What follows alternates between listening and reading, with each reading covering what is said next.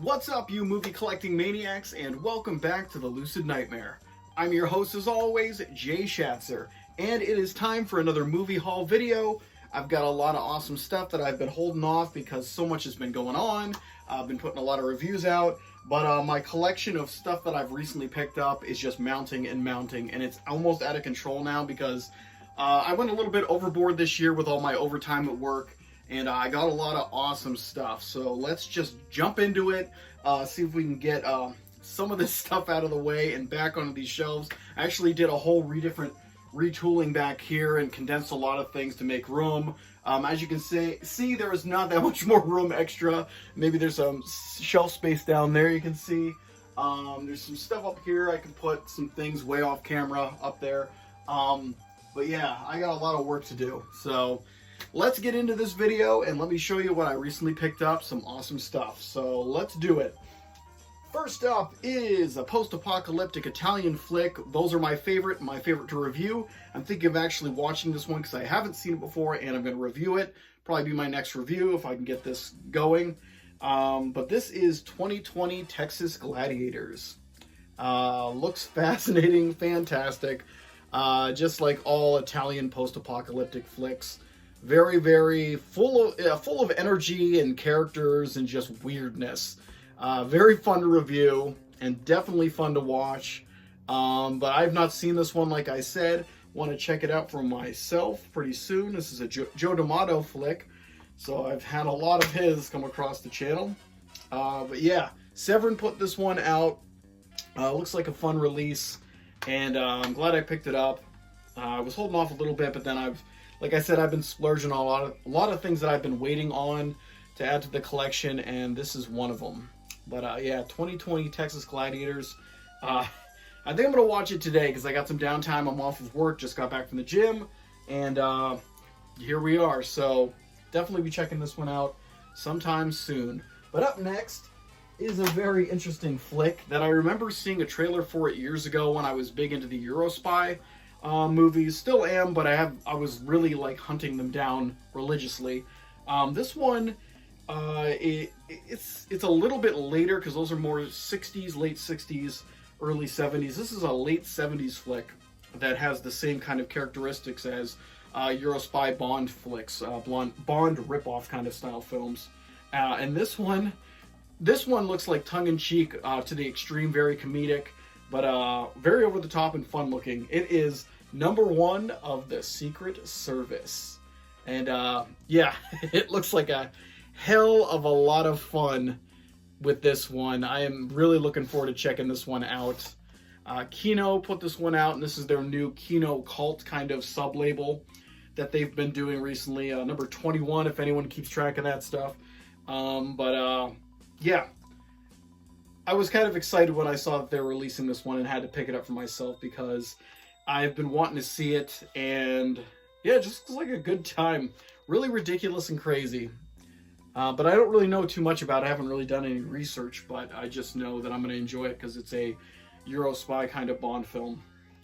But let's move it on to a movie I have seen countless of times, and it's a favorite. It's a slasher flick from what year? 92. I thought it was a little bit later than that, but this is a early 90s slasher film that, it's ridiculous. And it makes me giggle because you know why? It's Dr. Giggles! This one's just a really, one of the favorites of my friends and I. We watch this one every so often. It's almost like, it's cult status now, but at first when we were making fun or watching it and stuff like that, it was more of a guilty pleasure kind of film, I guess. But now I've come to just absolutely love it. I remember every little part of this film. And yeah, just a really enjoyable early 90s slasher film that doesn't take itself too serious, has a great cast, an interesting plot and premise with the main doctor, just pretty much unhinged and just amazing. The actor that plays him, I'm trying to remember who it is and see if I can see it on here. Larry Drake. Larry Drake is stupendous as Dr. Giggles. He really loves the role, he can tell. He's laughing it up. But yeah, awesome film. And we got Scream Factory put this one out. So I've been wanting to put this one in the collection for a long while. Didn't even have it on DVD. Usually I have like a classic that's like a watched film of my friends and I. I usually have that on DVD already, and I'm just waiting to upgrade it. This one, I for some reason never had it on DVD. So this is the first time it's in the collection, and it has been sorely missed. And I'm glad to actually put it back in there with the rest of my slashers that are back. All the way over here are all slasher movies, as far as the eye can see. All the way up to here. And I think there's more sporadically thrown around, because my collection is so it's just all over the place that I kind of know where things are. I remember where I put them, but I need to streamline it a little bit more, because I was getting kind of overwhelmed when I was making room last week for stuff, and I was finding things I didn't even realize I bought. I got to get on top of that. But Dr. Giggles, great stuff. Love the movie, and it is super fun. Check it out if you love slasher films in the 90s. But this one is a movie that is very, well, I guess in the last few years. No, 2024. So this is a very new movie. Very fun. I watched it on Amazon Prime. I think it was on there. And then I was like, is there a release for this one coming out anytime soon? And there was foreign releases, but there was never anything in the U.S. So I was kind of mad. I wanted to own it in the collection because it really is original and something new. And then I saw that Vinegar Syndrome was partnering with another company that was going to be putting it out. And I said, holy crap. I pre-ordered it instantly, and it finally came in the mail, I think, a couple days ago. And it is Hundreds of Beavers. I know it's a weird title. It's a weird film. And it's just, it's hard to describe it. It's a black and white film where the animals look like this, like furries, I guess is the best way you can say it. And this guy is... It's a period piece too, in the pioneer kind of days.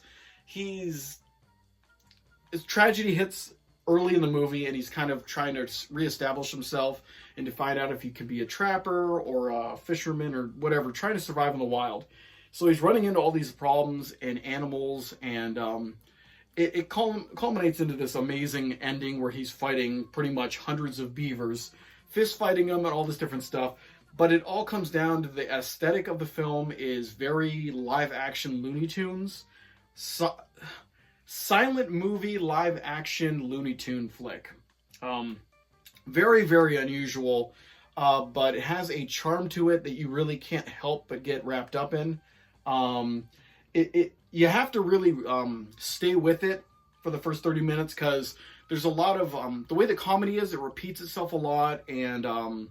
it's like a Looney Tunes feature film is the best way to say it. So it kind of grades on you in the beginning, and then you start getting into the flow, and then you really get caught up in the story, and it's just very enjoyable, fun film, and I was very happily surprised by it, because the only thing I knew about it is some Facebook post said, this is what my dreams are like, or like, people's dreams are normal, but this is what mine are like, and it shows the scene at the end where he's like fighting and body slamming furries, and it's just this really wacky scene. I'm like, I gotta see this film. But definitely recommend this just to watch it, to see what you think. It's original and unique, and there is nothing truly like this film out there. Really awesome stuff. But the same crew made Lake Michigan Monster, I believe it's titled, and that film's pretty good. It's very enjoyable. Has a lot of comedic aspects to it. It's a comedy, I guess. But this one's definitely, they topped their game on this one. Really awesome stuff. I highly recommend hunting it down. But let's go to another modern movie, one that took the world by storm. Was pretty much a low-budget Japanese film that made tons of money, put Hollywood to shame. It is the newest installation of the Godzilla flick series. It is Godzilla -1. I finally bought it, but I didn't get a big lavish box set or anything like that. I just got the standard US edition. But this film is awesome. Really enjoyed it when I saw it in theaters. I didn't get a chance to see the black and white version. I know that's not on here, but maybe someday I will. But it is a very awesome film. It really doesn't have much to say that people haven't already said about it. If you've heard anyone talk about the movie, really awesome, enjoyable, great work on their special effects. It's almost an extreme feat that they made it for such little money. They just did an amazing job. It's really a benchmark of what Hollywood should be doing with their franchises instead of spending $300 million or $500 million or whatever it is on these horrible movies. Make a decent sized budget with a really great story, great characters, great effects. You're going to get your money back. And don't insult the audience. This has a lot of respect for everything. It deals with the atomic age and Japanese post-war and kind of rebuilding. Really awesome and compelling stuff. Great stuff. Well, let's move it on. We got another new movie. I don't know why I have all these new movies here today. Usually I'm old school. But we're going to go with the newest installment in the modern slasher sensation. It is Terrifier 3. With Art the Clown going crazy on Christmas. Awesome stuff. And I've already told you my views on the film. I made a video right after I saw it in theaters. It was unsettling to watch it by myself, because usually that's the kind of film you watch with a group of people. I felt like a psycho watching it by myself. But very gory, very over the top, very great film. Probably going to be a hard rewatch if you watch it every single year, because it is brutal as hell. But I had to respect the film and the filmmaker and purchase it for myself for the collection, because it really was a great experience. And it's a fun family holiday film. But let's move it on to a classic of action films that I used to watch religiously whenever it was on. It's fun, great cast, it's ridiculous. It is Surviving the Game with Ice-T. And Ice-T plays a homeless man who is taken in by a bunch of rich hunter guys who bring him to the lodge and say, we got a job for you.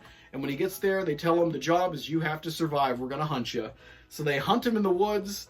And it's just a fun film where Ice-T is thwarting their efforts the whole time and fighting back. And it's ridiculous. Ridiculous fun. And I don't even know what year it is. 1994. So 1994, this movie came out. Ridiculous 90s action. But the cast is amazing. You got Ice-T, like I said, Rutger Hauer, Charles Dutton, John McKinley, William McNamara, and Gary Busey. And it's just a fascinating film that people have to check out.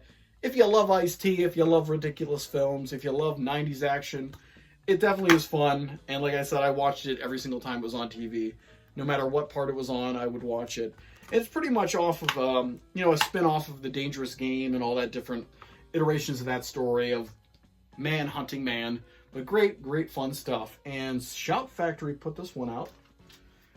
But let's go with one more film, and it's one that's a very odd flick, but I'm very grateful it is finally out on Blu-ray, because I own a DVD of it from way back in the day, and I've always wanted to upgrade it because I thought it was just a very fascinating and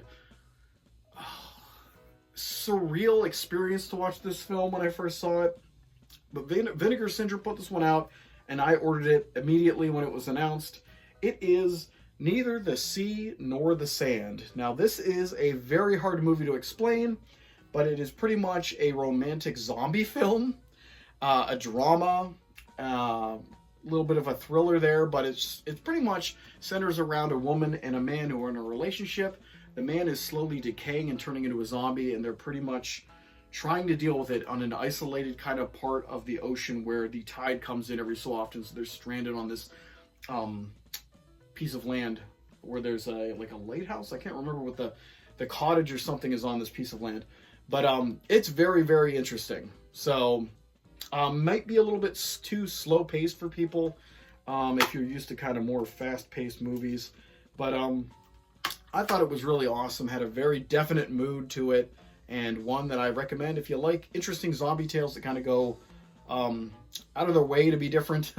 This one's definitely something that's memorable. And I know it's based on a novel. I've been trying to find a good price on the novel to pick it up because I want to check that one out. But yeah, awesome stuff. Well, let's say that is it for this video. Yeah, a lot of different ones in here. A few modern ones that are not used to having those ones often on the channel. But yeah, great stuff, and a great addition all around to the collection behind me. But guys, that is going to be it for me today. Hope you enjoy that one, and I hope you like what I'm doing here. If you do, please like and subscribe. And if you have time, leave a comment below because I love hearing from you. But until then, I will see you all at the next Lucid Nightmare. See ya!